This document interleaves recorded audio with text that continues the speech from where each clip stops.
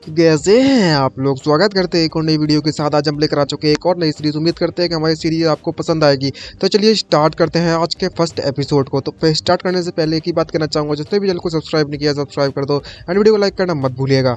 Episode की starting में हमें कुछ लड़कियों को दिखाया जाता है। इनको देखकर ऐसा लगता है कि यहाँ पर कुछ तो गड़बड़ चलने में लगा हुआ है। दोनों का चेहरा टमाटर तरह लाल पड़ा हुआ होता है। तभी जो ग्रीन हेयर वाली लड़की होती है वो कह रही होती है, मिस्टर जांग मैं और ज़्यादा नहीं झेल सकती, आपको अब तो करना ही होगा। और दूसरी तरफ दिखाया जाता है कि वे धीरे धीरे करके अपने कपड़े उतारना चालू कर देती है। दूसरी तरफ एक और लड़की होती है जिसके हेयर कलर पिंक कलर की ड्रेस पहनी हुई होती है। वो कहने लगती है कि मैं भी अब और इंतज़ार नहीं कर सकती। तभी हमें ग्रीन कलर के लड़की के बारे में बताया जाता है। इस लड़की का नाम जाओ त्याची है, जो कि जेड गर्ल सेट की स्टूडेंट है, यानी कि डिसिपल है। जो सेकंड पर कलर सेकंड तरफ दूसरी तरफ जो पिंक कलर की लड़की है उसका नाम लियू शाओनिंग है, और यह भी जेड गर्ल सेट की सब सेट मास्टर है। तभी नेक्स्ट सीन में हमें एक लड़की को दिखाया जाता है। वो दोनों के दोनों लड़कियां होती हैं। वो उस लड़के के पास में बैठी हुई होती हैं। तभी जो लड़का होता है वो कहने लगता है कि तुम्हें इतना ज़्यादा जल्दबाजी करने की जरूरत नहीं है, और वह भी अपनी छाती खोलकर दिखाने लगता है और कहता है कि मैं यहाँ पर बैठा हुआ हूँ तुम दोनों के लिए, ये मैं तुम्हें सेटिस्फाई करके ही रहूंगा, तुम्हें चिंता करने की बिल्कुल भी जरूरत नहीं है,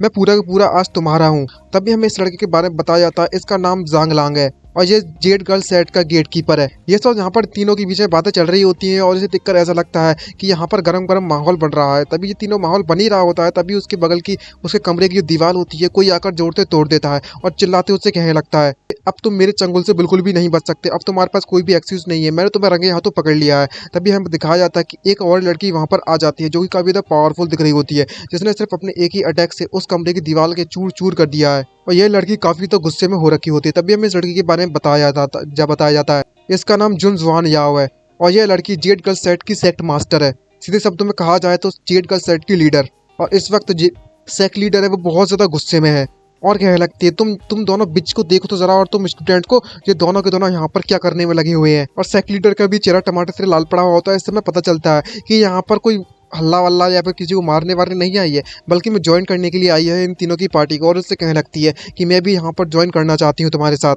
और हमें तभी उस लड़के को दिखाया जाता है जो कि स्माइल मारता है उसकी तरफ देखते हुए और हंसने लगता है, और हंसते हुए चिल्लाते हुए कहने लगता है, अगर ऐसी बात है तो ये मेरे लिए काफी ज्यादा अच्छी बात होगी। और दोनों की दोनों लड़कियों को, पिंक कलर वाली लड़की को अपने गले में जोर से लपेट लेता है, और जो ग्रीन कलर की लड़की होती है वह भी वहाँ पर पीछे से अब इस लड़के को पकड़ लेती है। जिसको देखकर जो हमारा एमसी होता है, जो लड़का हमारे इस सीरीज का एमसी है, वह उस लड़की को, पिंक कलर वाली लड़की को जोर से दबा देता है, जिसके कारण उसके मुंह से कुछ आवाज निकल पड़ती है। और वो कहने लगती है कि आखिरकार ये क्या चीज यहाँ पर चुभने में लगी हुई मेरे, ये बहुत ज्यादा अनोइंग है। अब गाइस हमें पता है कि आप लोग समझ चुके होंगे कि आखिरकार ये सब क्या सीन है। इसको ज्यादा नहीं ब्लडी ठीक रहने दो तो ज्यादा बेटर रहेगा। तभी अचानक से वहां पर जोरों जोरों से किसी की चिल्लाने की आवाज आती है और हमारे एमसी कुछ भी समझ में नहीं आ रहा होता और थोड़ा सा शॉक हो जाता है। तभी पिंक कलर वाली जो लड़की होती है वो उससे कहने लगती है, जांग लांग अब जल्दी करो, अब मैं और ज्यादा इंतजार नहीं कर सकती। और ग्रीन कलर वाली लड़की उससे यही कहने लगती है, अब मुझसे और नहीं सहा जाता, अब तुम्हें जल्द से जल्द कुछ करना होगा। तभी पीछे से किसी को जोर जोर से चिल्लाने की आवाजें आ रही होती है और हमारा एमसी समझ नहीं पा रहा होता है कि आखिरकार ये आवाजें आ कहाँ से रही हैं। तभी नेक्स्ट सीन में हमें एक छोटे से कमरे का सीन दिखाया जाता है जहाँ पर जो हमारा एमसी है वो वहाँ पर सोने में लगा होता है। हमें अब सारी की सारी स्टोरी के बारे में पता चलता है कि जो भी था वो हमारा एमसी इस वक्त सिर्फ अपना सपना देखने में लगा हुआ था। और तभी सोते सोते उसके कमरे में से बाहर से कोई जोर से उसका दरवाजा खटखटाने लगता है और कोई उससे कहने लगता है, क्या इसके अंदर कोई है, जल्दी से किस दरवाजा खोलो यार। और हमें इस रूम के बारे में बताया गया था जेड गर्ल सेट के गेट कीपर का रूम होता है। तभी हमारे एमसी की आंखें खुल जाती हैं और वो रियलिटी में आ जाता है। जो भी सपना देखने में लगा हुआ था वो उसका पूरा तो नहीं होता, पर यार जो भी है सपने तो देख ही सकता है। तभी हमें जेड गर्ल सेट के मेन गेट का सीन दिखाया जाता है। वहाँ पर दो लड़कियां होती हैं जो आपस में बातें कर रही होती हैं। तभी उनमें से एक लड़की बोलती है, जरा इस जेड गर्ल सेट को देखो तो जरा, यहाँ पर कितनी ज्यादा मॉर्निंग हो चुकी है लेकिन अभी तक इस सेट का गेट पूरी तरीके से बंद है, कोई भी इस गेट पर नहीं है। जो जेड गर्ल सेट वाले लोग हैं, क्या उन्होंने ऑलरेडी स्टूडेंट्स को लेना बंद कर दिया है। तभी दूसरी लड़की क्या लगती है कि अगर का ये कैसे पॉसिबल हो सकता है, क्योंकि जेड गर्ल सेक्ट है वो पूरे के पूरे 6 सेक्ट में से अकेला एक ऐसा सेक्ट है जो कि फीमेल डिसिपल्स यानी कि फीमेल स्टूडेंट्स को ही एक्सेप्ट करता है। तो यहाँ पर कोई मेन कैसे हो सकता है।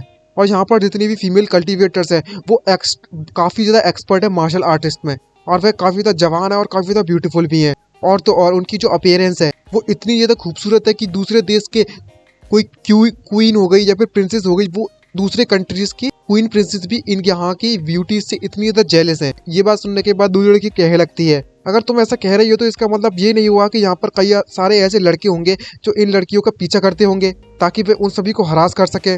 तभी दूसरी लड़की कहने लगती है कि आखिरकार ये कैसे पॉसिबल हो सकता है, क्या तुम्हें ये बात पता नहीं है कि जेड गर्ल सेट की जितनी भी लड़कियां हैं वो सभी के सभी लड़कों से बहुत ज्यादा नफरत करते हैं। और तो और जेड गर्ल सेट में 1000 सालों से कोई भी मेल लड़का एंटर नहीं कर पाया है। इन दोनों की ये बातें चली रही होती हैं, तभी हमारा एमसी वहां से अपने कपड़े पहनकर अपनी आधे या अधूरी नींद से बाहर दरवाजा खोलकर बाहर निकलता है और कहने लगता है कि यहाँ पर सुबह सुबह कौन आ गया है और इतना ज्यादा शोर मचाने में लगा हुआ है। और जैसे ही वो जो हमारा एमसी गेट से बाहर निकलता है तो वो दोनों लड़की देखकर एकदम से शॉक हो जाती है और उनको मुंह फटा रह जाता है और टोटली कंफ्यूज होती है और सोचने लगती है कि आखिरकार ये सब चल क्या रहा है। और किसी लड़की को देखने के बाद वो दोनों के दोनों इतना डर जाती है कि वहां से भाग जाती है चिल्लाते हुए और कहने लगती है कि यहाँ पर तो एक लड़का है। जब हमारा एमसी उन दोनों को यहाँ से भागते हुए देखता है तो कहने लगता है, क्या ये दोनों के दोनों पागल हैं, क्या बेवकूफ है। तभी हमारा एमसी उबासियां लेते हुए हमें एमसी के बारे में बताया जाता है और कहता है कि हाँ, तुम लोगों ने गाइस सही से सुना है कि मैं एक लड़का हूँ और मेरा नाम जांग लांग है और तो और मैं करंटली इस वक्त जेड गर्ल सेक्ट में गेटकीपर के तौर पर रहने में लगा हुआ हूँ। मुझे पता है कि आप सभी के सभी जो व्यूअर्स हैं वो काफी ज्यादा कंफ्यूज होंगे आखिरकार जे लड़कियों वाले सेक्ट में एक लड़का क्या करने में लगा हुआ है, वो भी एक गेटकीपर के तौर पर। खैर, मैं अपने बारे में स्टोरी बताना चाहता हूँ। ये सब स्टार्ट हुआ कुछ 3 दिन पहले की बात है, जब मैं अपने यहाँ पर बात लेने के लिए यानी कि नहाने के लिए बाथ टब में बैठा हुआ था 3 दिन पहले रात के समय पर। तभी अचानक से मुझे जब मैं बाथ टब में घुसा तो मुझे ऐसा सेंसेशन हुआ, जिसपे ऐसा महसूस हुआ जैसे कि मेरे नीचे तो कुछ जमीन है ही नहीं और मैं हवा में तैरने में लगा हुआ हूँ। और तभी मेरे बाथ टब में से एक पोर्टल खुल गया और मैं उस पोर्टल में से आकर गिर गया और हवा में उड़ते हुए मुझे अपने आप को पाया मैंने। और जब मैं इस दुनिया में आया तो कोइंसिडेंटली मैं जेड गर्ल सेट के एंसेस्टर की जो स्टैच्यू है सीधे जाकर मैं उनके पास गिर गया, वो भी मैं बिना कपड़ों के। वहीं पर यहाँ पर जेड गर्ल के सारे जो स्टूडेंट है उन्होंने मुझे ऊपर से गिरते हुए देख लिया था।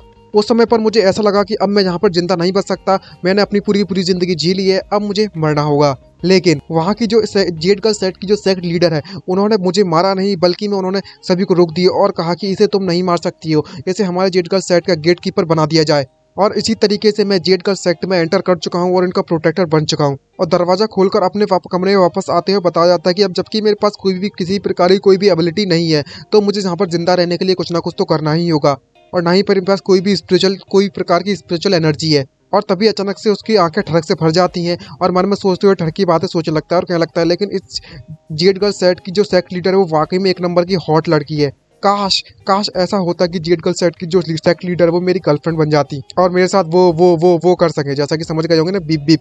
ये सब बातें उसके में चल रही होती हैं और ये एकदम से इसकी जैसे ही ठड़क से भरती है तो उसकी दिल की धड़कनें रुक जाती हैं, पता नहीं क्या होने लगता है और एकदम से शौक लगता है, जिसको देखकर वो शौक हो जाता है और उसके पसीने छूट जाते हैं एमसी के। और उसे अचानक से उसकी की जो बॉडी होती है वो बहुत ज़्यादा गर्म होने लगती है और मन में सोचते कहने लगता है कि आखिरकार मुझे ऐसा क्यों महसूस होने में लगा हुआ है अचानक से। और तभी एक नोटिफिकेशन आता है उसकी आंखों के सामने, एक कॉइंस मतलब एक अलग ही जगह पर पहुंच जाता है। यहाँ पर कोई बोलने लगता है कि सिस्टम तुम्हारा एक्टिवेट हो चुका है और हमें पता चलता है कि हमारे एमसी का सिस्टम फाइनली एक्टिवेट हो चुका है। तो अब आने वाला है स्टोरी में असली मजा। तभी एक नोटिफिकेशन आता है सिस्टम की तरफ से और उसमें लिखा रहता है कि होस्ट के बारे में डिटेल्स इकट्ठी की जा रही हैं, होस्ट की डिटेल्स इकट्ठी हो चुकी हैं, गॉड लेवल सिस्टम सारे के लिए तैयार है, सब कुछ स्टार्ट हो चुका है। तभी हमें दिखाया जाता है कि हमारा जो एमसी होता है वो अपनी कॉन्शियसनेस में पहुंच चुका होता है और वो टोटली सरप्राइज होता है और कहने लगता है कि आखिरकार ये कौन सी जगह है, मैं कहाँ पर हूँ, ये सब क्या चल रहा है मेरे साथ, अभी तो मैं कमरे में बैठा हुआ था। तभी वहाँ पर हमें सिस्टम को दिखाया जाता है और हमें पता चलता है कि ये एक लड़की है, लेकिन हमारे एमसी को नहीं पता क्योंकि वो तो एक नंबर का डैश है, बीप बीप है, तो हम तो उसका कुछ भी नहीं कर सकते हैं। तभी जो सिस्टम होता है, सिस्टम होती है ये कहना चाहिए ना, तभी जो सिस्टम होती है वो नोटिफिकेशन के तौर पर उसे लिखकर बताने लगती है और उससे कहने लगती है, हे होस्ट, मैं एक god level sign in system हूँ जो कि तुम्हारे लिए एक्टिवेट हो चुका है और अगर तुम इसमें लॉगिन करना चाहते हो तो तुम्हें मेरे द्वारा दिए गए असाइनमेंट को पूरा करना होगा। तुम्हें पहला टास्क मेरी तरफ से दिया जाता है। टास्क की कैटेगरी होती है location check in. Time required होता है कि आज रात से पहले। मिशन का जो कंटेंट होता है उसमें लिखा होता है कि तुम्हें जाकर सेक्ट लीडर से मिलना होगा। अगर तुम इसे टास्क को कंप्लीट कर लेते हो, वो भी रात के समय पर बेडरूम के पास, समझ गए गाइस, ये सारी की सारी प्रोसेस है वो बेडरूम में होनी चाहिए सेक्ट लीडर के। तुम्हारा रिवॉर्ड है वो अननाउन रहेगा। अगर तुम इसे फेल हो जाते हो तो तुम्हें यहीं पर मौत मिलेगी और तुम मारे जाओगे। ये बात सुनने के बाद हमारे एमसी का मुंह फटा रह जाता है और एकदम से शॉक होकर चिल्लाने लगता है कि क्या तुम मेरे साथ मजाक करने में लगी हुई हो और तुम मुझसे कह रही हो कि रात के समय पर मैं सेक्ट लीडर से जाकर मिलूं। अगर मैं उसके कमरे के 800 मीटर के आसपास भी गया ना तो मैं वहां पर मारा जाऊंगा और अगर मैं सेक लीडर के कमरे के पास गया तो यहाँ पर कोई भी चारा नहीं, मतलब मैं मरकर ही आऊंगा, मैं जिंदा बच ही नहीं रहा। तभी तो सिस्टम होती है ये बात सुनने के बाद भड़क जाती है और उससे चिल्लाते हमारे एमसी से कहने लगती है तुम मेरे साथ बिल्कुल भी नेगोशिएट नहीं कर सकते हो। जब सिस्टम ने तुम्हें टास्क रिलीज कर दिया है तो वह टास्क तुम्हें कंप्लीट करना ही होगा, चाहे कुछ भी हो जाओ। और तभी जो सिस्टम होता है उसकी कॉन्शियसनेस से, उसकी अंतरात्मा से उसे जबरदस्ती बाहर फेंक देती है और कहने लगती है अगर तुम यहाँ पर फेल हो जाती हो तो तुम मारे जाओगे। और तभी हमारा एमसी अपने रूम में वापस आ जाता है और सीधे जाकर फ्लोर पर गिर जाता है धड़ाम से। और वो टोटली कंफ्यूज होता है, रोना चालू कर देता है कि आखिरकार मेरी जिंदगी में ये सब क्या चलने में लगा हुआ है। और तभी नाइट का सीन हमें दिखाया जाता है जेड गर्ल सेट के आउटसाइड का मेन हॉल पे, और काफी ज्यादा सुंदर जगह होती है वैसे देखने में। और तभी हमारा जो एमसी होता है वो अपना मुंह छुपाकर वहां से अंदर जाने की कोशिश करने लगता है सेक लीडर के कमरे के पास, और मन में सोचते हुए अंदर जाते हुए कह रहा होता है कि ये मेरे लिए बेटर होगा कि मैं बाहर जाकर लड़ाई करूं, और अगर नहीं जाता हूं तो वरना मैं मारा ही जाऊंगा। और अगर मैं अपने टास्क को कंप्लीट कर लेता हूं तो मुझे लगता है कि इसके द्वारा जो मुझे रिवॉर्ड दिया जाएगा वो मेरी जान बचाने के लिए काफी होना चाहिए। अगर मुझे उन लोगों ने डिस्कवर कर लिया तो पक्का है वो मुझे जान से मार देंगे। ये सब सोचकर कि कहीं मैं अपनी ठग तो दिखाने के लिए नहीं आया हूँ यहाँ पर, तभी वह सेक लीडर के पैलेस का जो कमरा होता है उसके घर के बाहर पहुंच जाता है। तभी जो हमारा एमसी होता है वो टोटल कंफ्यूज होता है और कहने लगता है कि क्या मैं सच में यहाँ पर सही जगह पर पहुंच चुका हूँ, अगर ये कैसे पॉसिबल हो सकता है, क्या ये कोई मजाक है, क्या ये वही जगह नहीं है यहाँ पर मुझे आना है। लेकिन यहाँ पर आने के बाद तो मुझे कोई भी रिस्पॉन्स नहीं सुनाई दे रहा है, यहाँ पर ना ही कोई गार्ड करने के लिए खड़ा हुआ है और उसका मिशन टास्क भी कंप्लीट नहीं हुआ होता। ये बात सुनने के बाद हमारे एमसी एकदम से शॉक हो जाता है और उसका चेहरा टमाटर लाल पड़ जाता है ये सोचते हुए कि अब तो मुझे इसके अंदर जाना पड़ेगा। और कहने लगता है क्या ऐसा तो नहीं है, मुझे टास्क कंप्लीट करने के लिए कमरे के अंदर जाना पड़ेगा, यही नेसेसरी है मेरे को टास्क कंप्लीट करने के लिए। और तभी वह धीरे धीरे करके दरवाजा खोलने लगता है उस कमरे का। तभी हमें कमरे के अंदर का सीन दिखाया जाता है। यहाँ पर जो सेक लीडर होती है वो अपने बेड पर बैठकर कल्टीवेट करने में लगी हुई है। इसे देखने के बाद एमसी कहने लगता है कि आखिरकार सेक लीडर अभी भी जगी सोई क्यों नहीं है। तभी जो हमारी सेक लीडर होती है वो वहां पर अपनी प्रैक्टिस करने में लगी हुई थी कल्टीवेशन की, लेकिन उसे पता चल जाता है कि कोई उसके कमरे में आया हुआ है और वो थोड़ी कंफ्यूज होती है, मन में सोचते कहने लगती है कल्टीवेट करते दौरान कि भूल नहीं सकती ना समय पर, इसीलिए। और कहने लगती है कि आखिरकार मेरे कमरे के बाहर कौन आया हुआ है और इसकी हिम्मत कैसे हुई मेरे कमरे के बाहर आने की। अगर मैं यहाँ पर अपने कल्टीवेशन के दौरान क्रूशियल टाइम पर या फिर सबसे ज्यादा इंपॉर्टेंट टाइम पर कल्टीवेशन पर नहीं होती तो मैं अभी तक इस बंदे को यहीं पर मार चुकी होती। दूसरी तरफ हमारा जो एमसी है वो चुप कर अंदर आने की कोशिश करने लगता है और अपना टास्क कंप्लीट करने की कोशिश करता है और कहने लगता है मन में सोचते हुए मुझे चुप कर अंदर जाना होगा, मुझे कोई नहीं देख सकता, मुझे कोई नहीं देख सकता। और जैसे ही वो अपना एक कदम कमरे के अंदर जैसे लगता है तो वहां पर एक जोरदार लाइट चमकने लगती है और वह जोरदार जो लाइट होती है वो इतनी ज्यादा जोरदार होती है कि वो आसमान में एक पोल बन जाता है उस लाइट का। ये देखने के बाद वहां पर जितनी भी सब सेक लीडर होती है और जो ग्रीन कलर वाली लड़की होती है वो देख दोनों के दोनों एकदम से शॉक हो जाते हैं और बाकी स्टूडेंट भी शॉक हो जाते हैं और कहने लगते हैं क्या ये वही डायरेक्शन नहीं है यहाँ पर हमारे सेक लीडर का जो बेडरूम है। तभी जो सेक लीडर होती है वो उसे अचानक से कुछ महसूस होने लगता है और वो एकदम से शॉक हो जाती है। वो अपनी कल्टीवेशन करने में लगी हुई होती है और सामने देखती है तो इस एक लड़के पर उसका चेहरा नहीं दिखाई दे रहा है उस सेक लीडर को, उस लड़के पर एक लाइट की बीम गिरी हुई है। यहाँ पर सिस्टम नोटिफिकेशन फेंके जा रहा है हमारे एमसी को और उससे क्या लगता है कि तुम्हें मुबारकबाद हो, तुम्हारा जो टास्क था पहला वो तुम्हारा कंप्लीट कर लिया है। रिवॉर्ड के तौर पर तुम्हारी जो साइकिक है उसे डिवाइन बॉडी से कर दिया गया है और उसकी बॉडी में आ जाती है बहुत सारी पावर और उसकी बॉडी में इतनी ज़्यादा पावर हो जाती है एक पल के लिए तो कि वो कंट्रोल भी नहीं कर पा रहा होता और उससे कुछ भी समझ में नहीं आ रहा होता कि आखिरकार उसकी बॉडी के साथ ये सब चल क्या रहा है। तभी सिस्टम के द्वारा एक नोटिफिकेशन आता है और उसे दूसरे रिवॉर्ड के तौर पर एक पेयर गॉड वॉकिंग बूट्स मिलते हैं, यानी कि शूज मिलते हैं ऐसे जिनकी रफ्तार काफी तेज अगर उन्हें पहनकर कोई चलता है तो। और इसी तरीके से वो उसकी बॉडी अचानक से पावरफुल बन जाती है और उसे कुछ भी समझ में नहीं आ रहा होता और उसकी बॉडी से काफी ज्यादा पसीना बाहर निकलने लगता है। तभी जो सेक्ट मास्टर होती है, सेक्ट लीडर होती है, उसकी नींद खुल जाती है, वह कल्टीवेशन उठ जाती है और डायरेक्टली हमारे एमसी पर अटैक करना चालू कर देती है और उससे लगता है कि आखिरकार तुम कौन हो, तुम्हारी हिम्मत कैसे मेरे कमरे में इतनी रात को आने की, अभी तुम्हें मैं सबक सिखाती हूँ। और डायरेक्टली अटैक करने लगती है और जैसे ही अटैक करती है तो सबसे पहले तो अपनी टांग उठाकर हमारे एमसी पर मारने लगती है जिसके कारण हमें वो दिख जाता है जो नहीं दिखना चाहिए था। ये देखने के बाद हमारा एमजी का कहीं शौक हो जाता है और उसके चेहरे से यानी कि उसके मुंह से लाल टपकने लगती है जोड़ों जोड़ों से और उसका चेहरा पूरा टमाटर से लाल पड़ जाता है ठरक के मारे।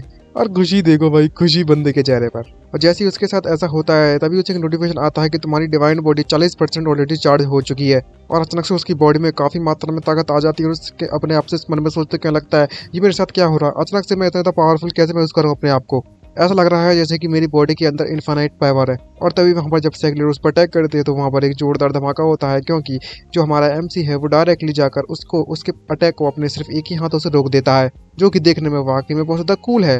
तभी सेक लीडर को कुछ भी समझ में नहीं आ रहा होता है और मन में सोचते कहने लगती है कि आखिरकार ये सब चल क्या रहा है, इस बंदे ने बस एक ही हाथ से मेरे अटैक को रोक लिया है, आखिरकार ये बंदा है कौन।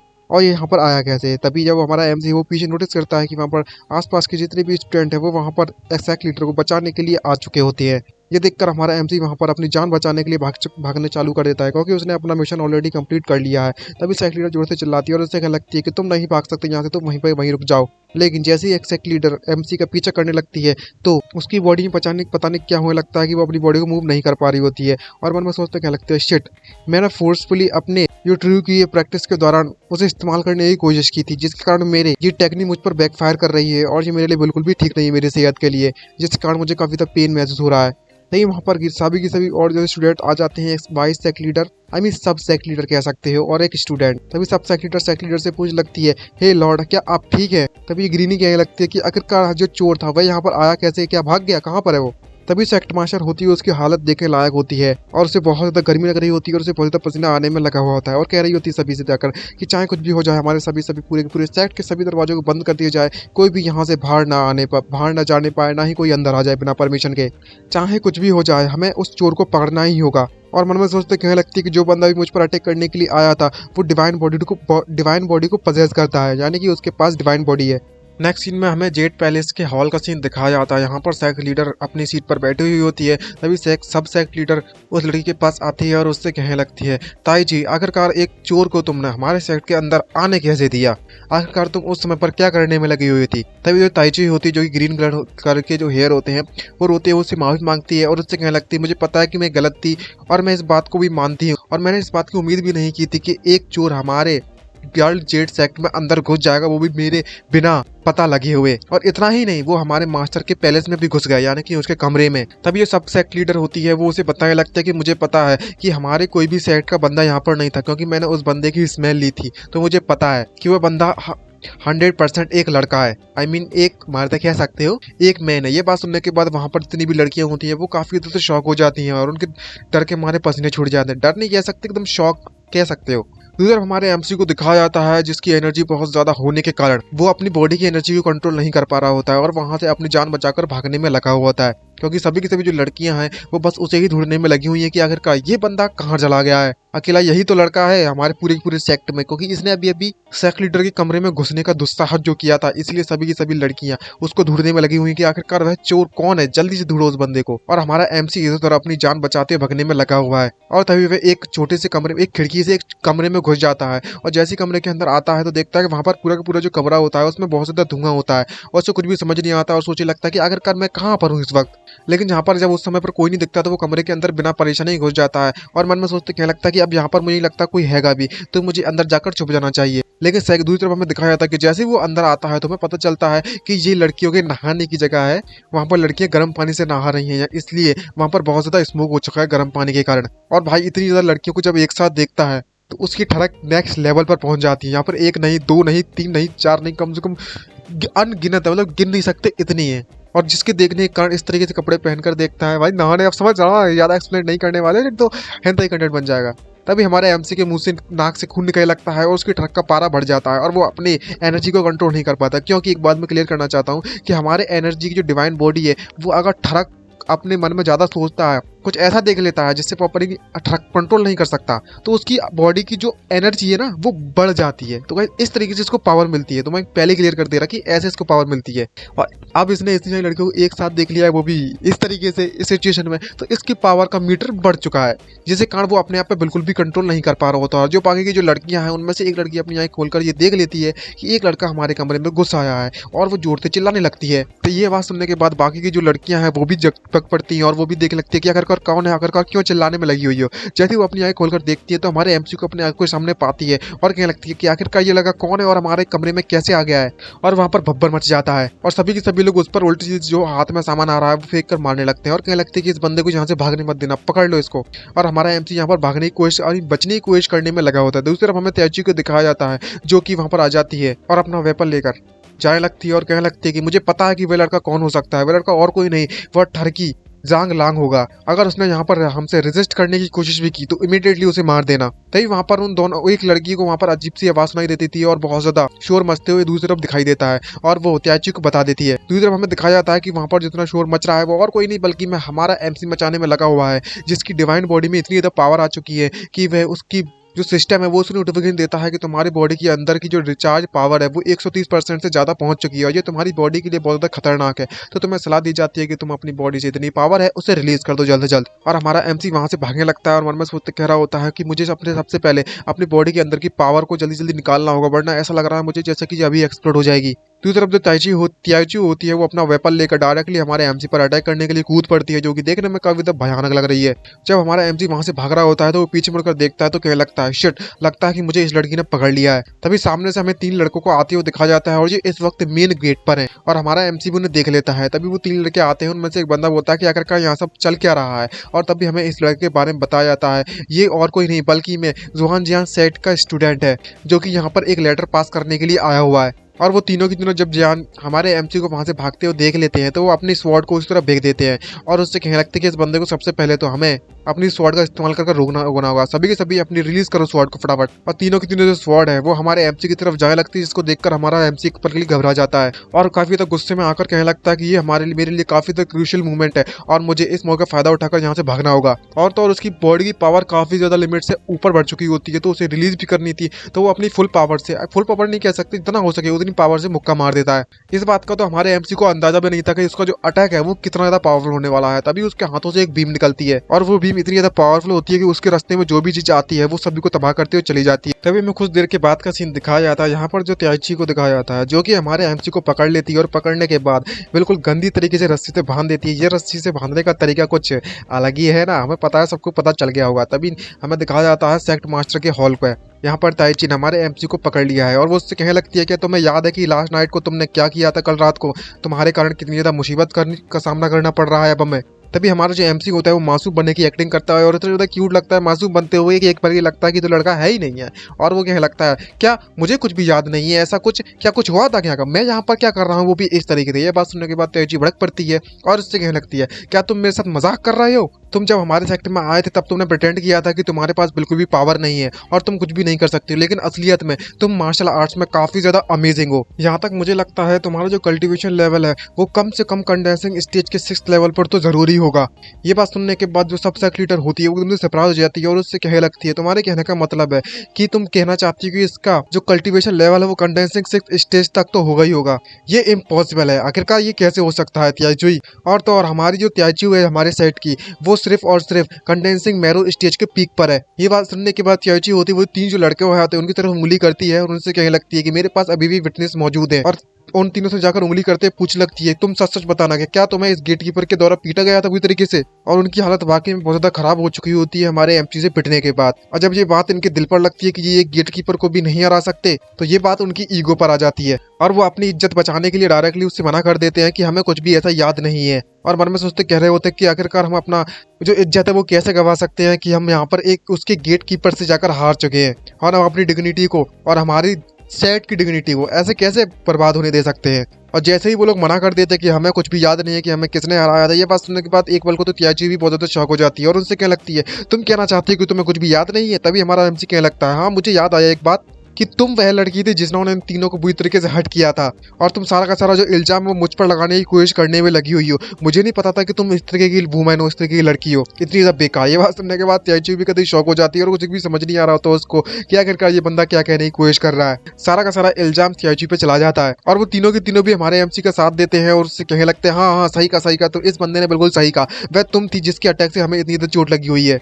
ऐसा बिल्कुल भी नहीं हो सकता कि तुम्हारे सेट का जो गेटकीपर है वो हमारी इस तरीके से बुरी हालत कर सके। ये बात सुनने के बाद वहाँ के सेक्ट लीडर और सब सेक्ट लीडर भी कभी सरप्राइज हो जाते हैं और सेक्ट लीडर उससे कहने लगता है अगर तुम जबरदस्ती हमारे सेट के अंदर घुसने की कोशिश करता है कोई बंदा तो उसे तुरंत मार दिया जाता है। खैर अभी के लिए तो इन तीनों को वापस से अपने सेट से लात मार के बाहर भगा दो। तभी वो जो लड़के होते हैं वो कहने लगते हैं कि यहाँ पर हमें इंटरेस्ट किया गया है, इंस्ट्रक्ट किया गया है कि यहाँ पर तुम्हें लेटर पहुंचा दिया जाए उस 6 बड़े सेक्ट के द्वारा। अगर तुमने हमारी बात नहीं मानी थी तुम इस बात को लेकर रिग्रेट करोगे, पछताओगे। लेकिन जो सेक्ट के लीडर होता है उसे लात मार के बाहर भगा देते हैं और हमारे एमसी की भी रस्सियों को खोल दिया जाता है जिसको एक ठगी की नजर से बांधा गया था।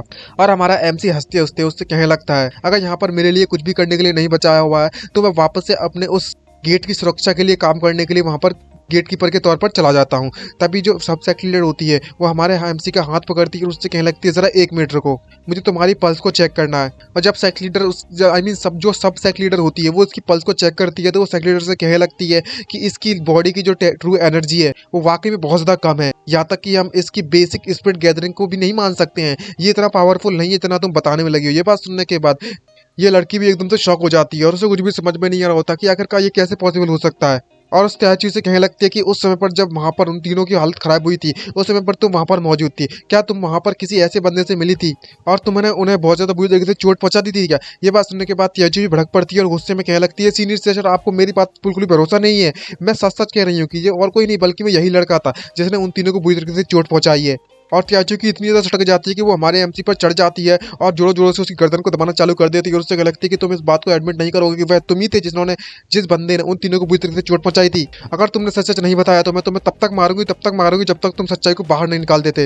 ये बात सुनने के बाद हमारा एमसी भी घबराने लगता है और कहने लगता है कि आखिरकार तुम मेरे साथ क्या करने की सोचने में लगी हुई है। दूसरी तरफ एक लड़की जब उसके पीठ पर चढ़ जाती है और उसके बड़े बड़े गुब्बारे जब उसके लग रहे होते हैं तो वो ट्रक की नजरों से देखने लगता है और उसके ट्रक का पारा ही बढ़ जाता है क्योंकि उसके जो बड़े बड़े गुब्बारे होते हैं वो डायरेक्टली उसके सर से जो चिप रहे होते हैं और तभी उसे कुछ फील होने लगता है जिसके कारण उसकी डिवाइन बॉडी का जो मीटर होता है वो चार्ज होना स्टार्ट हो जाता है और वो 50% से 70% पहुंच जाता है और भाई साहब उसकी पावर होती है वो धीरे धीरे करके बढ़ना चालू हो जाती है क्योंकि आपको मैंने बताया ही था कि किस तरीके से हमारे एमसी को पावर मिलती है। उसकी पावर मिलती है उसकी ठड़क से, इतनी ज़्यादा ठड़क की चीज़ देखेगा उतनी ही ज़्यादा उसकी पावर बढ़ती जाएगी। दूसरी तरफ जो त्याची होती है वो हमारे एमसी को बुरी तरीके से पीटना चालू कर देती है और उससे कहने लगती है कि अगर तुमने सच सच नहीं बताया तो मैं तुम्हें बहुत ज़्यादा मारती रहूंगी जब तक तुम सच नहीं बता देते। और तभी उसके जो पैर होते हैं वो कहाँ चले जाते हैं, उसकी जो इतना ज़्यादा स्किन टच होता है ना, इसी कारण हमारे एमसी का जो ठड़क का लेवल होता है उसका मीटर होता है वो मीटर से भी क्रॉस कर जाता है, 100 से भी क्रॉस हो जाता है और सब टूट जाते हैं। और कहने लगता है मन में सोचते हो कि अब मैं ऐसे और ज़्यादा नहीं झेल सकता। तभी वहाँ पर जो सेक्ट लीडर होती है वो इससे बकवास सुनते कभी तो परेशान हो गई होती है और उन सभी से कहने लगती है कि तुम सभी के सभी लोग यहाँ पर लड़ना बंद करो, अब हम बाद में बात करेंगे इस बारे में। और सभी लोग वहाँ पर मीटिंग को बर्खास्त कर निकल जाते हैं, मतलब खत्म कर चले जाते हैं वहाँ से। और हमारा एमसी चैन की सांस लेता है कि जो त्याची ने आखिरकार उसे छोड़ तो दिया। दूसरी तरफ हमारे जो सिस्टम होता है उसका नोटिफिकेशन आता है, देती है सिस्टम और उससे कहने लगती है, होस्ट जल्दी से अब तुम्हारे लिए एक और टास्क दिया जा रहा है सिस्टम के द्वारा, उसमें से तुम्हें तुम्हारा सेकंड एंड थर्ड टास्क को रिलीज किया जा रहा है। और उसके कोइंसिडेंट में वो वापस से पहुंच जाता है और हमें उस सिस्टम को एक लड़की के रूप में दिखाया जाता है कि यार धुआं धुआं दिख गया है, आपको नहीं दिखने वाला, चाहे इतना जूम कर लो कोई फर्क पड़ने नहीं वाला। और जब हमारा एमसी वापस से उस सिस्टम को देखता है तो वो सरप्राइज हो जाता है। लेकिन अभी एक बात सरप्राइज वाली बताता हूँ कि हमारे एमसी को पता नहीं है कि जो सिस्टम है वो लड़का है या लड़की है। लेकिन खैर वो बात तो आगे चल के पता चली जाएगी, मैंने वो सस्पेंस तो खोल ही दिया है। खैर वो बात छोड़ो, चलो स्टार्ट करते हैं। तभी जो सिस्टम वो नोटिफिकेशन देता लगता है कि तुम्हारा सेकंड टास्क है उसे कंप्लीट करने के लिए तुम्हें 72 आवर्स दिए जाते हैं और मिशन कंटेंट के तौर पर तुम्हें जल्दी जल्दी जिंगाओ पीक पर पहुंचना होगा। और तुम्हारा जो थर्ड टास्क है वो लिखा है उसमें, उसके अनुसार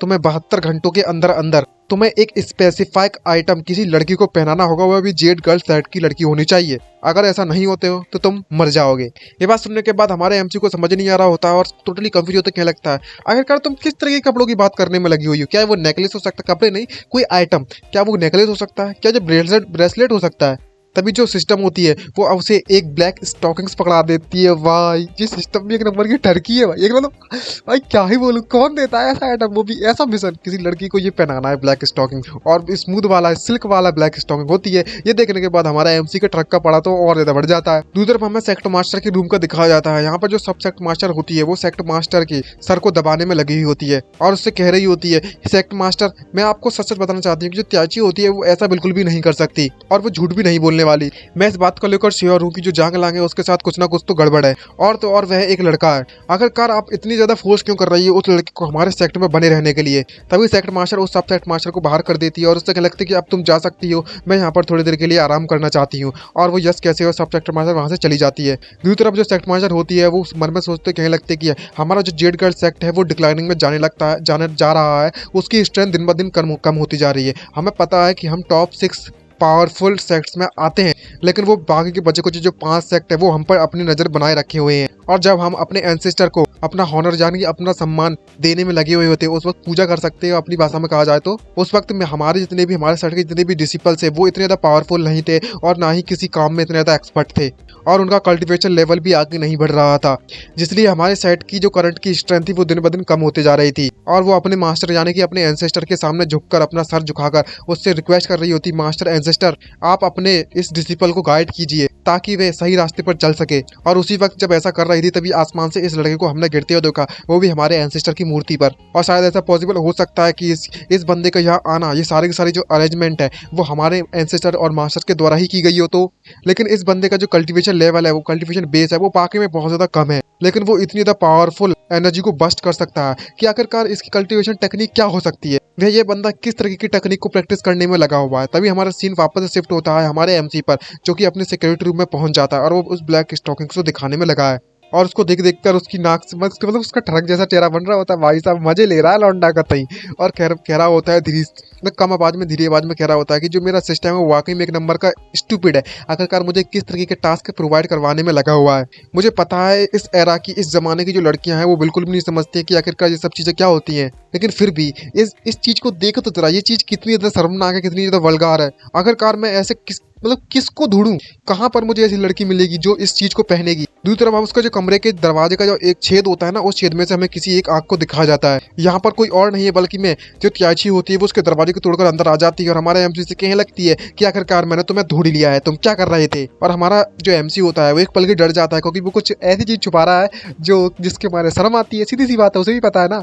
और जो त्याची होती है वो उसको कुछ चीज छुपाती है, वो देख लेती है और उससे लगती है कि आखिरकार तुम यहाँ पर क्या छुपाने में लगे हुए, जल्दी से बाहर निकालो, अपने हाथ को सामने करो। हमारा एमसी उस चीज को छुपाने की भरपूर कोशिश करता है और तभी जो त्याची होती है वो डायरेक्टली हमारे एमसी पर कूद पड़ती है और भाई क्या पोजीशन है, ऊपर जाकर बैठ जाती है और उससे लगती है कि मैं तुम पर आधे दिन से नजर बनाए रखी हुई हूँ। अब तुम्हें मुझे सच सच बताना होगा कि आखिरकार तुम मुझसे क्या छुपाने में लगे हुए हो। जो इसके हाथ में जो ब्लैक स्टॉकिंग होती है वो उसे देख लेती है और जो हमारा एमसी होता है वो क्या लगता है कि रुको रुको रुको, मेरे हाथ में थोड़ी लग रही है, दर्द हो रहा है, दर्द हो रहा है। और जिस पोजीशन में वो बैठी हुई है उसके ऊपर, तो भाई सीधी सी बात है कि इसका ट्रक का लेवल तो बढ़ना ही था। तभी जो त्याची होती है उसे कुछ भी समझ में नहीं आ रहा होता कि आखिरकार ये सब क्या चीज हो रही होती है और वो इस बात काफी तो गुस्से में होती है। और हमारे एमसी का जो चेहरा होता है वो डायरेक्टली उसके गुब्बारों पर लग रहा होता है और जब वो उसके गुब्बारे की बैंडेजेस को देखता है तो उसके ट्रक का पारा बढ़ जाता है और उसका मीटर क्रॉस होने वाला होता है। इसकी बॉडी की डिवाइन बॉडी की रिचार्जिंग पावर है वो 85% तक पहुंच जाती है और जो त्याची होती है वो उस टैंक को लेकर उसके ऊपर से पहले तो हट जाती है फटाफट से और वो उसे खींचना चालू करने लगती है स्टॉकिंग को और कहने लगती है कि आखिरकार ये बियर्ड बैंडेजेस क्या है। इस चीज की जो इलास्टिसिटी है वो वाकई में बहुत ज्यादा अच्छी है, ज्यादा देखो तो जरा कितना ज्यादा मजा आने में लगा हुआ है। दूसरी तरफ हमारा एमसी की एकदम से जान निकल गई होती है और मन में सोचते कह रहा था, घबराते हो कि ये तो काफी डेंजरस था। अगर इसने और थोड़ी देर तक मेरे ऊपर बैठी रही होती तो मेरी जो बॉडी के अंदर जो एनर्जी है वो ऑलमोस्ट एक्सप्लोड हो गई होती। ये जो चार्जिंग वाली चीज है वो सच में इस लड़की के छूने से मेरे ऊपर बैठने से इस मेरे जो चार्जिंग स्पीड है वो बढ़ती गई थी।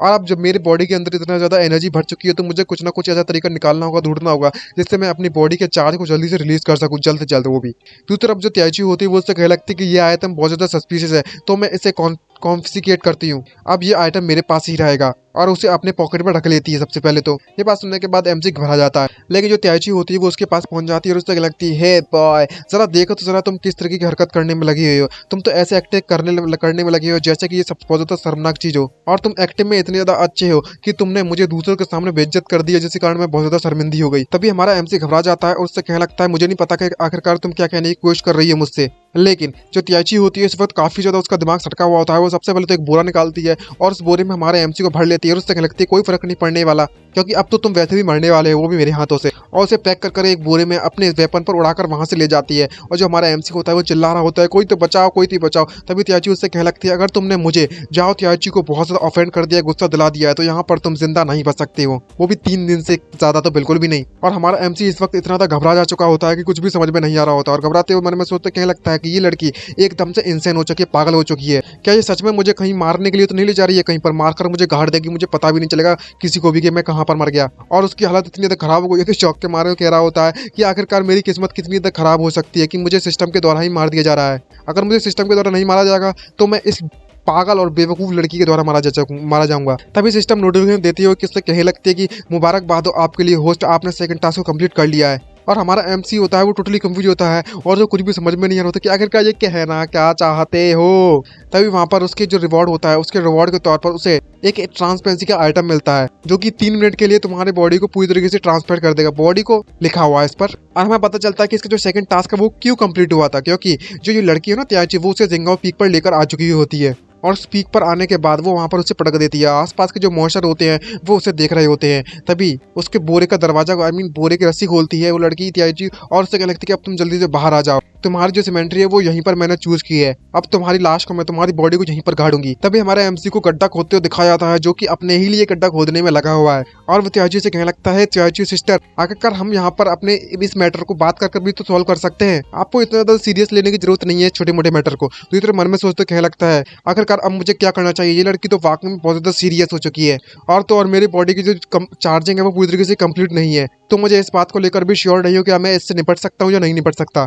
तभी जो त्याची होती है वो एक जगह पर बैठ गई होती है एकदम पोजीशन बनाते हुए, और हमारे एमसी से कहने में लगी हुई होती है कि मैं अपनी दुश्मनी को कभी भी नहीं भूलती। अगर किसी ने मुझसे पंगा, और मैं अपनी दुश्मनी को तो बिल्कुल भी नहीं भूलती हूँ, और अगर तुमने मेरी बातों को मानने से मना कर दिया तो ये तुम्हारे लिए एक डेड एंड होगा। अब तुम्हारी जिंदगी में तुम्हारे पास सिर्फ 2 ही चांस बचते हैं, 2 ही ऑप्शन मैं देती हूँ। या तो तुम इस गड्ढे में खुद जाकर दफना जाओ अपने आप को, या मैं तुम्हें अपने इस हथौड़े से हथौड़ों से तुम्हारे टुकड़े तोड़े कर देती हूँ। अब मैं तुम्हारा कचूमर निकाल देती हूँ। बताओ तुम्हें क्या चाहिए। ऑफ कोर्स यहाँ पर तीसरा तरीका भी है, तीसरा रास्ता भी है। अगर तुम यहाँ पर मुझे अपनी फुल स्ट्रेंथ दिखा देते हो और मुझे हरा देते हो तो तुम्हारी जान बचने के चांसेस हैं। तभी जो हमारा एमसी होता है वो त्याची से कहने लगता है कि जरा अपने पीछे देखो तो जरा। और त्याची उसकी एक ही बातों पर विश्वास नहीं कर रही होती है, और उससे क्या लगती है, क्या तुम यहाँ पर मुझे फिर से ट्रिक करने की सोच रहे हो और यहाँ से मुझसे बचकर भग जाओगे। ये ट्रिक मुझ पर काम नहीं करने वाली है। दूसरे पर में दिखाया जाता है कि कुछ डीमंस होते हैं, वो त्याची के पास पहुंच जाते हैं और उस पर अटैक करने के लिए, लेकिन वहां पर तो सच में बहुत ज्यादा डेंजर होता है। और जो त्याची होती है वो डीमन को अचानक सेंस कर लेती है इतना ज्यादा नजदीक आने के कारण, और अपना हैमर उठाकर वहां से भग जाती है और उनके अटैक से बच जाती है किस्मत से। लेकिन उस यहाँ पर जो बैठी हुई होती है वो पत्थर पत्थर से चूर हो जाता है। दूसरी तरफ कुछ एरोस आकर त्याची पर लगने की कोशिश करने लगते हैं, लेकिन जो त्याची होती है वो उन्हें डॉज कर देती है। लेकिन उनमें से 2 एरो तो डॉज कर देती है, लेकिन जो एक एरो है वो डायरेक्टली उसके हैंड पर लग जाता है, जिससे कारण उसके हाथों में बहुत पेन होने लगता है। और त्याची मन में सोचते कहने लगते कि आखिर के जो डीमंस है वे यहाँ पर क्या करने में लगे हुए हैं। और त्याची अपने फुल फोर्स से अपने हथौड़े को जमीन पर मार देती है और उनसे कहने लगती है कि तुम यहाँ पर गलत बंदे से फाइट करने की सोचने में लगे हुए हो। और कहने लगती है कि जो भी साइड लाइन से यहाँ पर मुझ पर एरो शूट करने में लगा हुआ है मैं उस पर बहुत ज्यादा गुस्सा हूँ। अब मैं उसे जिंदा नहीं छोड़ने वाली। अब जल्दी से बाहर निकल के आओ, मैं तुम्हें सबक सिखाने वाली हूँ। और उसके हाथों में चोट लग जाती है। दूर हमें दिखाया था कि त्याची की जिस जगह पर चोट लगी हुई होती है वहां पर उसके नसों में उसकी नसें बाहर आने लगती हैं और उसमें से अजीब तरह का कलर दिखने लगता है और उसे चक्कर आने लगते हैं त्याची को। इससे पता चलता है कि उसके उस एरो में कुछ ना कुछ तो गड़बड़ थी, और वो वहीं पर अपने एक टांग पर नीचे बैठ जाती है, जिसको हमारा एमसी देख रहा होता है और कह रहा होता है, मन में सोचते हैं आखिरकार ये सब क्या चलने में लगा हुआ है। इसका मतलब ये हुआ कि जो एरो शूट किए गए थे वे सारे के सारे एरोस पॉइजनस थे, यानी जहरीले थे, और उसका जो पॉइजन है, जो जहर है, वो काफी ज्यादा पावरफुल था। और तो और तभी वहां पर हमें एक बंदे को आते हुए दिखाया जाता है, ये डीमन सेक्ट का जो डीमन हाई प्रीस्ट होता है। वो कह लगता है कि मैं यहाँ से शांति से गुजरने वाला था, लेकिन मैंने तो इस बात की उम्मीद भी नहीं की थी कि यहाँ पर मुझे कोई मिल जाएगा। और तो और कोई नहीं मिलेगा मुझे, बल्कि उस जेड गर्ल सेट के एक स्टूडेंट से मेरा मुकाबला होगा, जो कि उस बिच सेट मास्टर के एक स्टूडेंट है। खैर कोई बात नहीं, सबसे पहले तो मैं तुम्हें मार देता हूँ, और अपने डीमन साथियों को जो मारा है तुमने, मेरे डीमन साथियों को, उनका बदला मैं तुमसे ही लूंगा।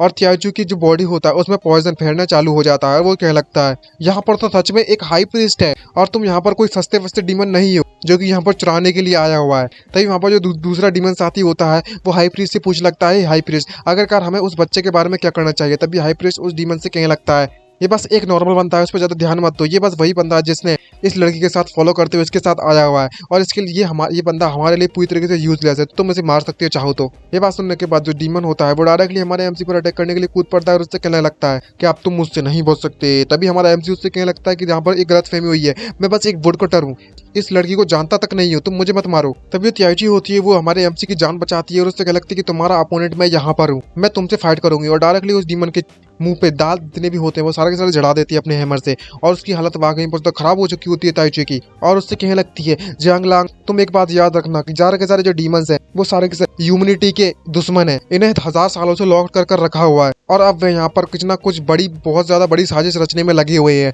और चुपके से अटैक करने की कोशिश कर रहे हैं। मैं यहाँ पर इन डीमंस को रोकने की कोशिश करूंगी, और तुम जल्दी से भागकर सेक्ट लीडर के पास जाओ और सारी की सारी डिटेल्स उन्हें बता देना। तभी जो हाई प्रीस्ट होता है वो वहां पर आते हुए उससे कहने लगता है कि अगर तुम यहाँ पर इतना ही ज्यादा रेजिस्ट करने की कोशिश कर रही हो तो मैं तुम्हें जहन्नुम के रास्ता दिखाने के लिए पहले आ जाता हूँ और तुम्हें यहाँ पर मार देता हूँ। तभी उसके अपनी छड़ी से एक मैजिक मंत्र बनाता है और अपने उसे शूट कर देता है, लेकिन उसका अटैक इतना पावरफुल होता है कि एक पल के लिए त्याची बहुत ज्यादा डर जाती है और घबरा जाती है, और हमें दिखाया जाता है उसका पावरफुल अटैक त्याची की तरफ बढ़ने लगता है। लेकिन तभी सामने से कुछ अजीब सी चीज आ जाती है जिसमें पिंक कलर की, आई मीन येलो कलर की रोशनी निकलती है, जिसको देखकर त्याची सरप्राइज हो जाती है और मन में सोचते लगते हैं कि आखिरकार ये क्या चीज है, मुझे कौन बचा रहा है। और हाई प्रीस्ट भी एक पल के लिए एकदम तो शॉक हो जाता है कि आखिरकार ये सब क्या चीज आ गई मेरे सामने और ये बच कैसे गई। तभी हमारे एमसी को दिखाया जाता है, जो कि उसी लट को लेकर आ जाता है और कहने लगता है कि मुझे इस बात पर भरोसा नहीं होता कि यहाँ पर मुझे अपनी पावर का शो ऑफ करना पड़ रहा है। और त्याजू से कहने लगता है कि ऐसा बिल्कुल भी नहीं हो सकता कि मैं तुम्हें यहाँ पर ऐसे ही छोड़कर भाग जाऊंगा अकेला, वो भी। और तभी उसकी जो डिवाइन बॉडी है वो एक्टिवेट हो चुकी है और अब वो अपनी पावर को रिलीज करने के लिए तैयार है। और उसकी जो पावर एनर्जी होती है वो 80% तक बची हुई है। इसका मतलब उसने 20% एनर्जी खत्म कर ली है।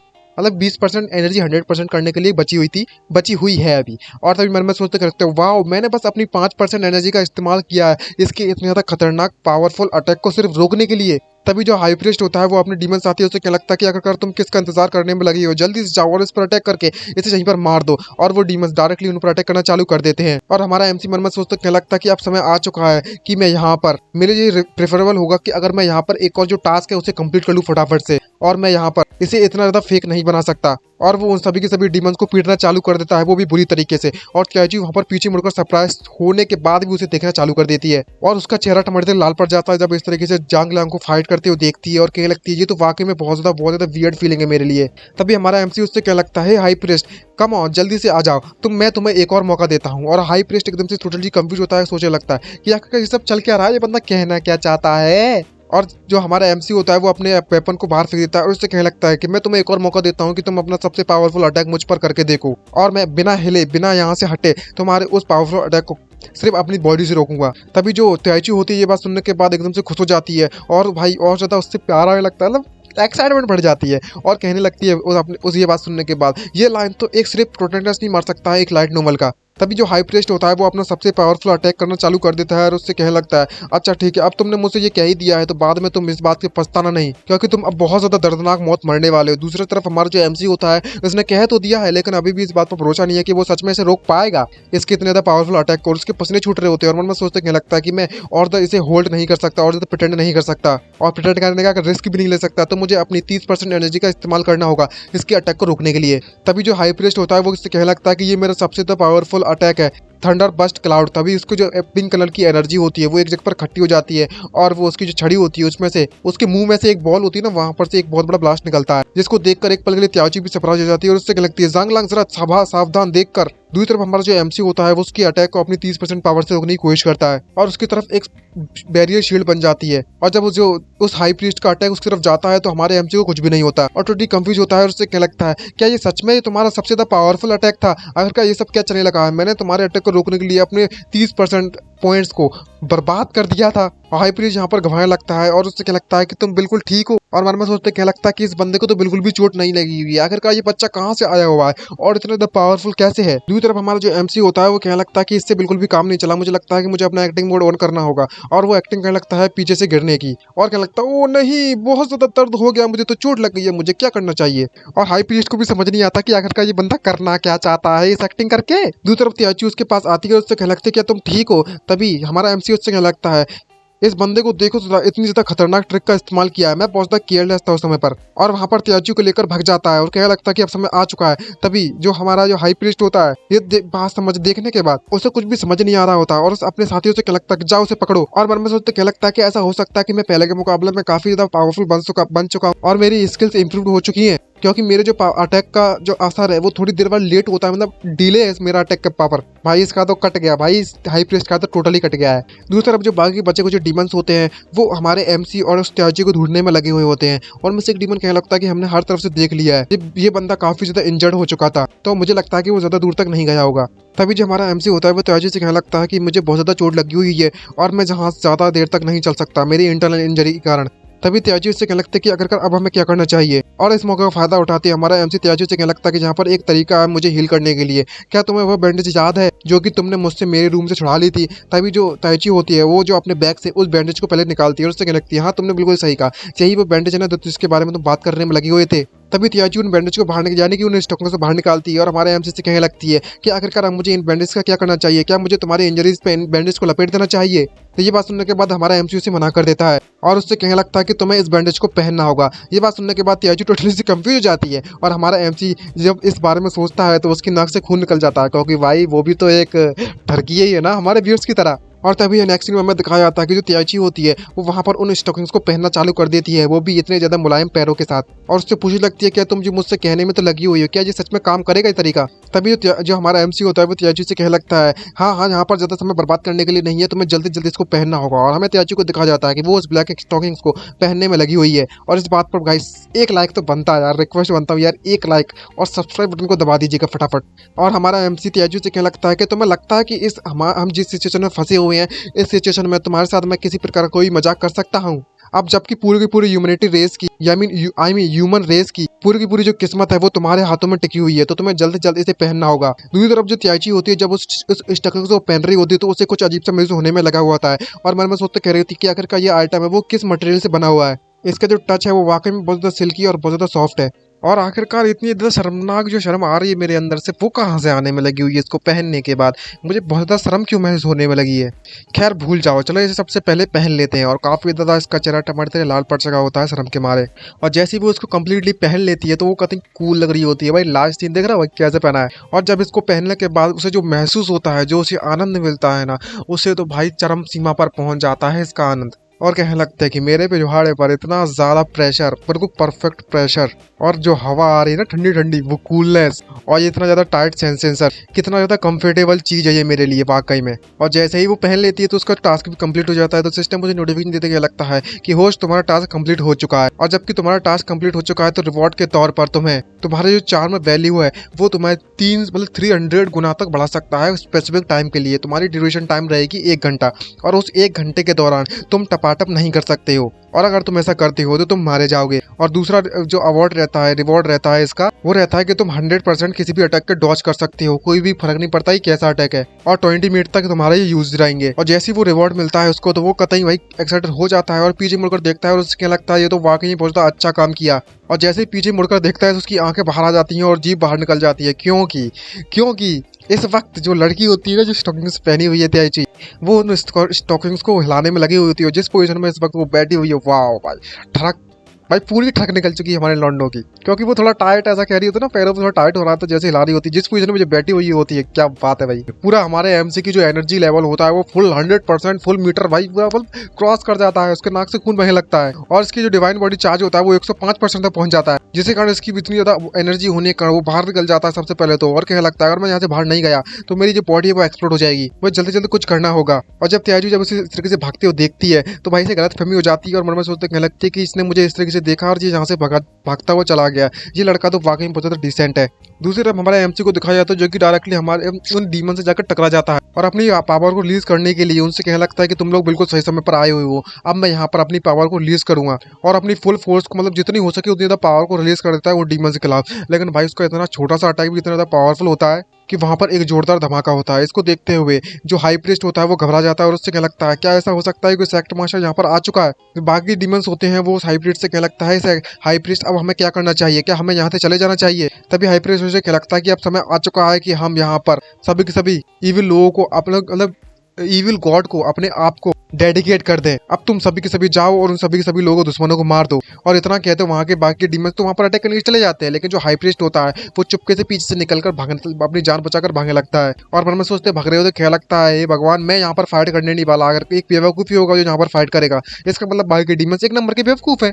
और मन में सोचते क्या लगता है कि यहाँ पर जिनकी इस कियोस्क के बीच में मैं यहाँ से भागते हुए निकल जाऊंगा। और वो वहां से भागने की कोशिश करने लगता है, लेकिन तभी उन डीमंस के बीच में से एक लाइट निकलती है जिसके कारण वहां पर सारे के सारे डीमंस मारे जाते हैं। और हमारा एमसी टी-रेक्स डायरेक्टली आकर उस हाई प्रीस्ट के पीठ पर एक जोरदार लात मारता है, जिसके कारण उसकी रीढ़ की हड्डी टूट जाती है और उस हाई प्रीस्ट की तो आंखें बाहर निकल जाती है एक पल के लिए। तभी त्याची उस हमारे एमसी को रोकती है और उससे कहने लगती है कि तुम इसे यहाँ पर इस तरीके से नहीं मार सकते। तभी हमारा एमसी आता है और उस हाई प्रीस्ट को दबाकर खींच लगता है और उससे कहने लगता है कि तुम अभी भी जिंदा हो ना, और उसके मुंह से खुलने का लगता है हाई प्रीस्ट के, और उसकी चुटिया पकड़कर जोर जोर से हिलाने लगता है और पीठ पर बैठकर उससे कहने लगता है कि अब तुम जल्दी से बताओ कि आखिरकार तुमने हमारे पास चुपकर अटैक क्यों किया हमारे ऊपर, और तुम आखिरकार हमसे चाहते क्या हो। नेक्स्ट सीन में उस डीमन को पकड़ लिया जाता है। यहाँ पर ताइची उससे पूछने में लगी हुई होती है जो लिंग फेंग की जगह है, उस पूरी जगह को हमारी 3rd और 4th सीनियर सिस्टर के द्वारा प्रोटेक्ट किया जा रहा है। ऐसा पॉसिबल ही नहीं हो सकता कि तुम वहाँ पर उस जगह से निकल कर आए हो इधर पर, तो आखिरकार तुम लोग हमारे इलाके में घुसे तो घुसे कैसे? क्या तुम्हारे अलावा भी कोई और डीमंस भी यहाँ पर अंदर घुसकर आए हुए हैं? तभी वो डीमन उससे काफी ज्यादा गुस्सा होता है और उससे कहने लगता है कि मैं तुम्हें कुछ भी नहीं बताने वाला, तुम मुझे यहीं पर मार सकते हो। और तभी जो डीमन होता है वो अपनी नजरें कहीं और की तरफ तो करता है, लेकिन वो ताइची की तरफ अपनी नजर करता है तो ताइची एकदम से गुस्सा आ जाती है। तो वो उसके ऊपर एक जोरदार हुक्का मार देती है और उससे कहने लगती है कि आखिरकार तुम्हारी नजरें कहाँ पर है और तुम यहाँ पर कहाँ देख रहे हो भाई, और बुरी तरीके से उसे पीटना चालू कर देते हैं। तभी जो डीमन होता है उसकी हालत बहुत ज्यादा खराब हो गई होती है और वो कहने लगता है कि तुम मुझे चाहे इतना टॉर्चर कर लो, लेकिन वह पूरा का पूरा यूजलेस है, मैं तुम्हें कुछ भी नहीं बताने वाला। हमारा जो क्लैन है वो अनस्टॉपेबल है, अब उसे कोई भी नहीं रोक सकता, चाहे तुम मुझे मार ही क्यों ना दो, लेकिन हमारे जो टीम मेंबर्स हैं वो हमारे प्लान को जरूर फिनिश करेंगे।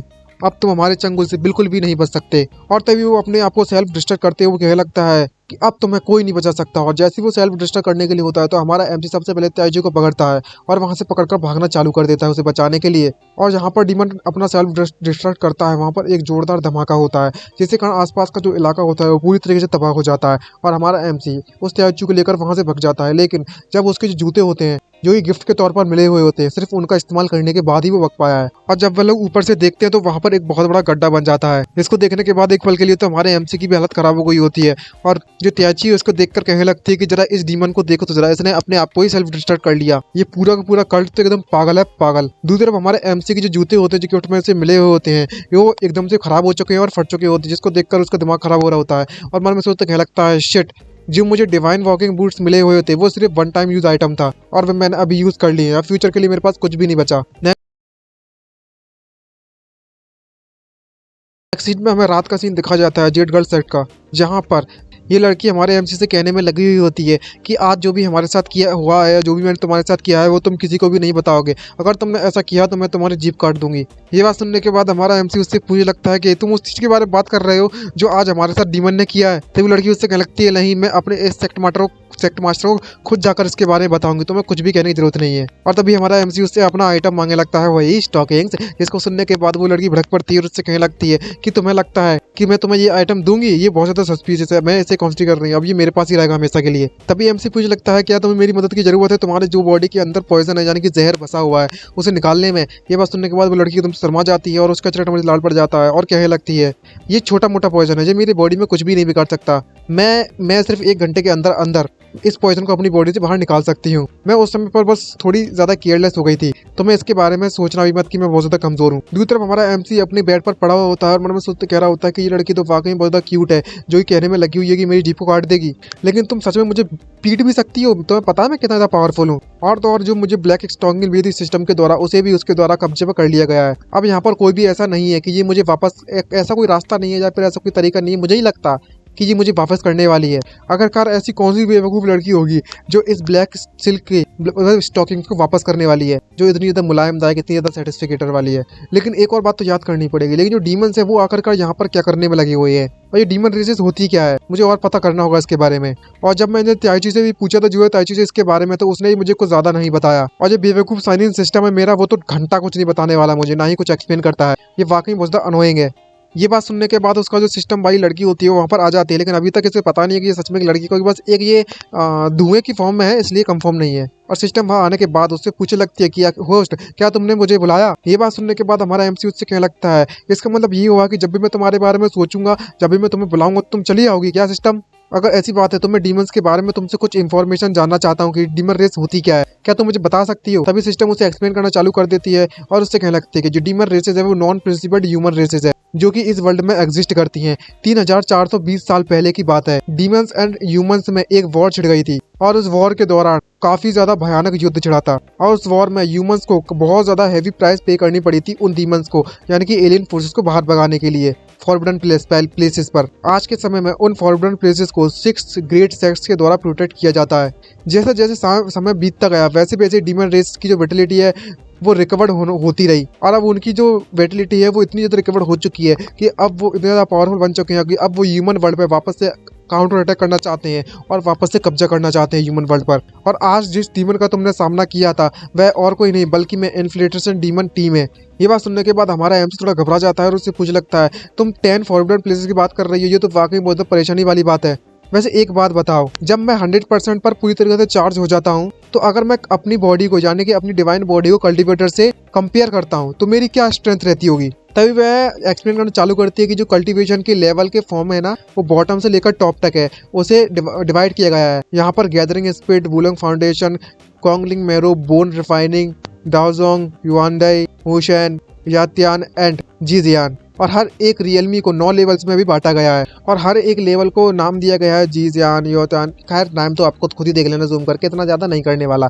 मेन पार्ट में देखा जाए तो अपन को बॉडी रिफाइनिंग दाओजंग, यूंदाई, यूशान, यूटान और जीजियान, ये मेन इंपॉर्टेंट चीज़ है। और अभी तुम्हारी करंट डिवाइन बॉडी की जो कैपेसिटी है वो 1300 यूनिट्स को संभाल सकती है, यानी कि तुम्हारी जो स्ट्रेंथ है वो जो 100% पर चार्ज होने के बाद 6 लेयर दाओजंग पर पहुंच जाएगी। तभी ये बात सुनने के बाद हमारा एमसी उससे कहने लगता है कि तुम्हारे कहने का मतलब है कि मेरी जो स्ट्रेंथ है वो इंक्रीज हो सकती है फ्यूचर में। आखिरकार मैं इसको किस तरीके से इंक्रीज कर सकता हूँ? सिस्टम उसे बताने लगती है कि जैसे जैसे मैं तुम्हें टास्क देती जाऊंगी और तुम उन टास्क को कंप्लीट करते जाओगे तो तुम्हारी डिवाइन बॉडी के जो पॉइंट्स है वो धीरे धीरे करके बढ़ते जाएंगे, जिसे तुम अपनी कैपेसिटी आइटम के लिए यूज कर सकते हो। और तुम्हें हर 10 यूनिट कैपेसिटी बढ़ाने के लिए 100 पॉइंट्स की जरूरत पड़ेगी और तुम्हारे पास अभी सिर्फ 13 पॉइंट्स ही बचे हुए हैं, जिन पॉइंट्स का इस्तेमाल तुम सिर्फ बुक्स खरीदने के लिए ही कर सकते हो। ये बात सुनने के बाद हमारा एमसी एकदम से उदास हो जाता है और कहने लगता है तुम कहना चाहती हो कि मैं एक बुक्स खरीदूं इन पॉइंट से? मुझे कुछ ऐसे आइटम्स की जरूरत है जो मुझे पावरफुल बना सकते हैं। कि आखिरकार ये बुक्स मुझे सच में स्ट्रॉन्ग बना सकती हैं? तभी उसके दिमाग की बत्ती जल जाती है समोसा खाने के बाद और वो कहने लगता है जरा 1 मिनट रुको,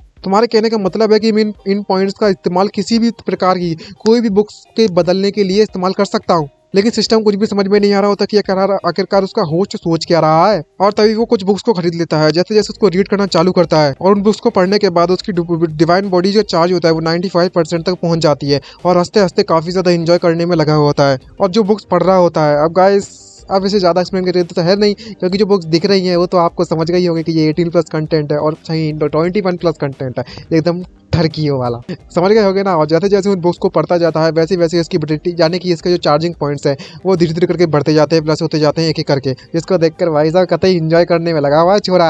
तभी अचानक से उसे कुछ महसूस होता है और किसी को आते हुए देखता है तो कुछ लोग जेड गर्ल सेट के अंदर घुसने में लगे हैं, वो भी चुपके से। और उन सभी को देखने के बाद मन में सोचते कहने लगता है कि ये सारे के सारे स्ट्रॉन्ग कल्टिवेटर्स है। क्या ऐसा हो सकता है कि इन्हें ज़ुनजियान सेक्ट के द्वारा वापस से भेजा गया है हम पर अटैक करने के लिए? आखिरकार ये बेवकूफ जैसे लोग चुप पर अंदर घुसने की कोशिश क्यों करते हैं, वो भी आधी रात को? यार क्यों परेशान करना है किसी की नींद को? तभी सिस्टम उसे एक नया जो टास्क है वो रिलीज करते हुए उससे कहने लगती है कि मैं यहाँ पर तुम्हें 4th टास्क रिलीज कर रही हूँ। यहाँ पर टास्क की जो डिटेल्स उसे बता दी जाती है कि तुम्हारी टास्क की डिटेल्स है उसके अनुसार तुम्हें सेक्ट मास्टर से स्किन टू स्किन कॉन्टेक्ट बनाना होगा, वो भी 3 घंटे के अंदर अंदर। ये बात सुनने के बाद हमारा जो एमसी होता है वो एकदम से सरप्राइज हो जाता है और भाई टोटली कंफ्यूज, भाई पसीने डर के मारे। भाई समझ रहे हो किससे स्किन टू स्किन कॉन्टेक्ट बनाने के लिए कह रही है सिस्टम, वो भी सेक्ट मास्टर से। उसे पता चल गया ना तो मसल के रख देगी। और कहने लगता है मन में सोचते गुस्सा करते हैं तुम्हें लगता है कि मैं एक नंबर का बेवकूफ हूँ, तुम मुझे एक नाइफ पकड़ के पकड़ा दो, इससे बड़े तो मैं खुद ही मर जाऊंगा। और वहाँ पर जितने भी जो ब्लैक कलर के कपड़े पहनकर जो लोग आए हुए होते हैं अटैक करने के लिए अंदर घुस जाते हैं और चारों तरफ से उधर उधर जाना चालू कर देते हैं। लेकिन हमारा एमसी भी उनका पीछे करने लगता है, उनको देख कर कहने लगता है कि यहाँ का जो डिफेंस है वो काफी ज्यादा लैक्स है। आखिरकार जो जुओ ताइची है वो क्या करने में लगी हुई है? दूसरा हमें जुओ ताइची को दिखाया जाता है जो कि उस ब्लैक स्टॉकिंग्स को पहनकर मजे मारने में लगी हुई होती है और पूरी तरीके से एंजॉय कर रही है। भाई छोरी पूरी तरीके से, समझ रहे हो, पूरी तरीके से एंजॉय कर रही है और हमारे व्यूअर्स को बिल्कुल ठक से मतलब भर रही है उनको। इसीलिए तो वो बटन दबा रहे हैं, डबल टैप कर रहे हैं, लाइक बटन दबा रहे हैं, सब्सक्राइब बटन दबा रहे हैं, ताकि वो लोग कोशिश कर रहे हैं पूरी। और अपने आप को मिरर में देखने के बाद कहने लगती है जरा देखो तो जरा मैं कितनी ज्यादा क्यूट और कितनी ज्यादा सेक्सी लग रही हूँ। दूसरी तरफ हमें स्टेच्यू को दिखाया जाता है एंसेस्टर का। वहाँ पर जो गार्ड्स होते हैं उन्हें बेहोश कर दिया जाता है किसी के द्वारा और वह और कोई नहीं है बल्कि हमारा एमसी ही होता है जो कि वहाँ पर अपने टास्क को कंप्लीट करने के लिए आया होता है। मन में सोचते अंदर जाते हुए कहने में लगा होता है कि अगर मैं उनकी डायरेक्शन जाकर देखूं जो अटैक करने के लिए आए हुए हैं वह सभी के सभी लोग, तो मुझे पता चलता है कि वह लोग सीधे हमारे सेक्ट मास्टर के पैलेस पर अटैक करने के लिए आए हुए हैं अभी।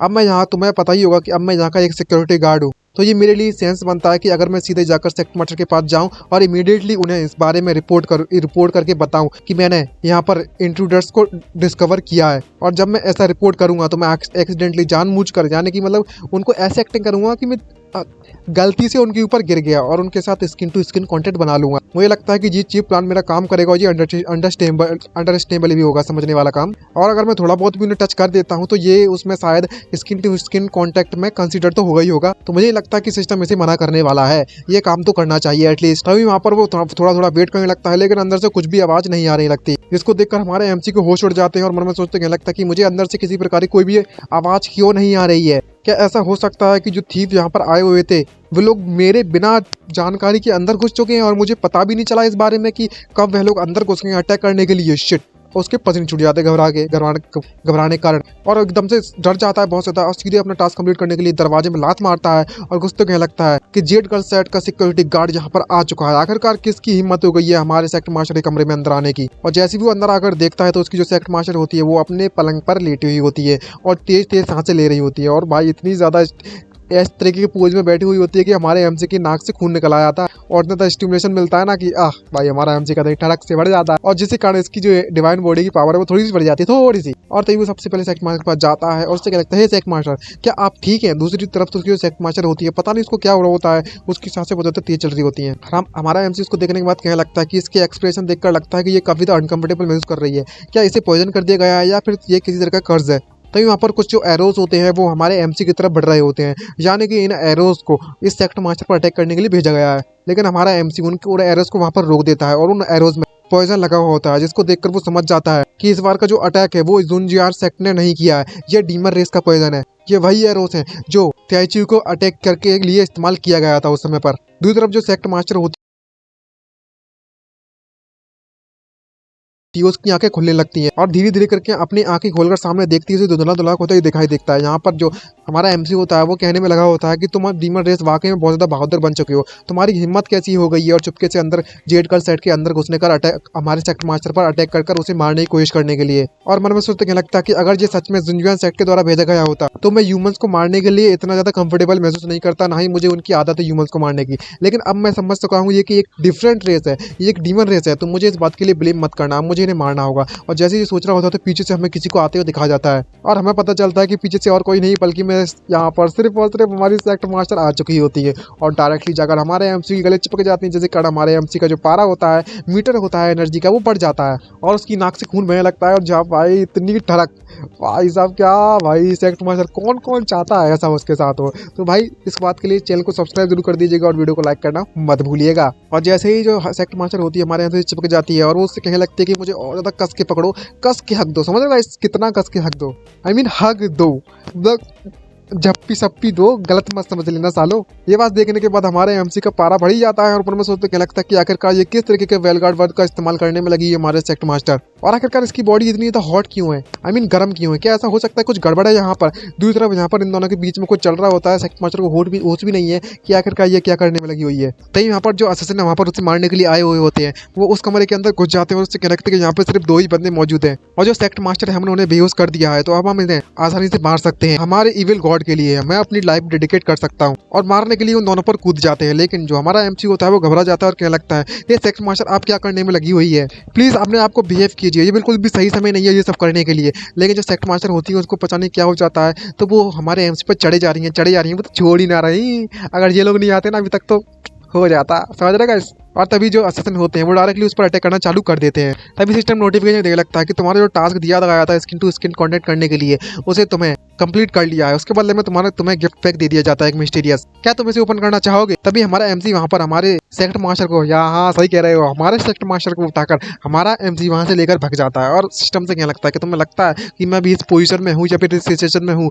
कि इस गिफ्ट पैकेज को मैं यहाँ पर बैठकर आराम से खोल सकता हूँ, वो भी बिना परेशानी के। दूसरी तरफ हमें दिखाया था कि असैसिन वहाँ पर उनका पीछे करने लगते हैं उसे मारने के लिए, और उसी धमाकेदार उसी ट्रक न्यूज़ के साथ हमारा ये पार्ट खत्म होता है। उम्मीद करता हूँ कि हमारा पार्ट आप सभी को पसंद आया होगा, तो वीडियो को लाइक करना मत भूलिएगा, चैनल को सब्सक्राइब जरूर कर दीजिएगा। तो आज के लिए इतना ही, मिलते हैं नेक्स्ट वीडियो में, बाय बाय, सी यू नाराज, साइनिंग आउट। गाइस आप सभी से रिक्वेस्ट कर रहा हूँ यार, सब्सक्राइब एंड लाइक जरूर कर दीजिएगा। और गाइस एक बात और कहना चाहूँगा, जिन्होंने भी लास्ट तक मेरी वीडियो देखी है अभी ये सुनने में लगे हुए हैं, कि आप लोग कमेंट करके ज़रूर बताना, क्योंकि जितनी कमेंट्स होगी तभी मुझे लगेगा इसका नेक्स्ट पार्ट डालना चाहिए मुझे, वो भी जल्द से जल्द। अब सिर्फ 50 कमेंट्स आ रही हैं टोटल मिलाकर, जिसको चाहिए वो कमेंट करे, सिर्फ देख के जो कमेंट नहीं करेगा तो मैं नहीं मानने वाला कि उन्हें वीडियो नेक्स्ट पार्ट चाहिए। तो सीधे मत कहने का मतलब है कि अगर आप सीधे कमेंट करके बोलोगे हाँ नेक्स्ट पार्ट चाहिए, हर एक बंदा जो देखना चाहता है जेन्युइनली, अगर सच में देखना चाहता है तो आपको कमेंट करना ही पड़ेगा, तभी मैं नेक्स्ट पार्ट डालूंगा। वो आप पर डिपेंड करता है कि कितने बंदे करते हैं, और एक ही बंदा रिपीट नहीं करेगा भाई। जो चाहता है सच में कि नेक्स्ट पार्ट आए वो भी कल ही आ जाए कहने को, तो अगर अच्छी कमेंट करते हो ना सब लोग करते जो भी देख रहा है, तो मैं कल ही एपिसोड डाल दूंगा, पर ना टाइम लगेगा। तो मिलते हैं नेक्स्ट वीडियो में, बाय बाय, साइनिंग आउट।